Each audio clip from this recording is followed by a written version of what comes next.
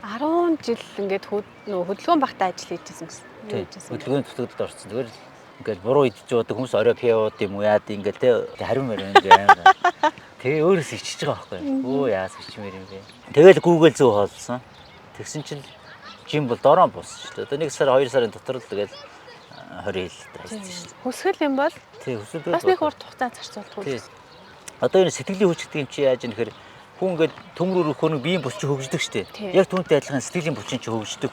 А сэтгэлийн булчин хөгжүүлдэг хамгийн сайн дасгал юу вэ гэвэл гүйлт.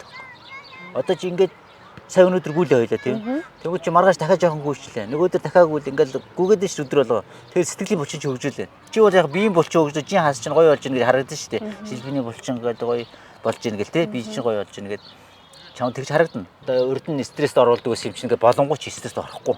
Тэрийг баг тоохгүй. Тий тоохгүй. Юу илээ болж шүү. Монголд авраг болоод байна шүү дээ, тий. Монголд авраг болоод байгаа юм чи дэлхийд очиж үзнэ гэ. Тэгээд 2014 онд анх Америк руу яваад тэгээд гоё чинь юу яаж өөргөө ялагч гэх тэмцээнд ороод өөргөө ялагч нь болоод цом медаль аваад тэнгуут нь Wall Street Journal гэдэг дэлхийн номер 1 сэтгүүл байна. Тэрэн дээр чи миний зураг гараад.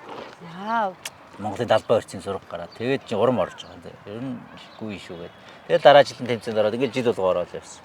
Тэгэл тэрнээс очиж нийт 23 удаа авраг болчлоо.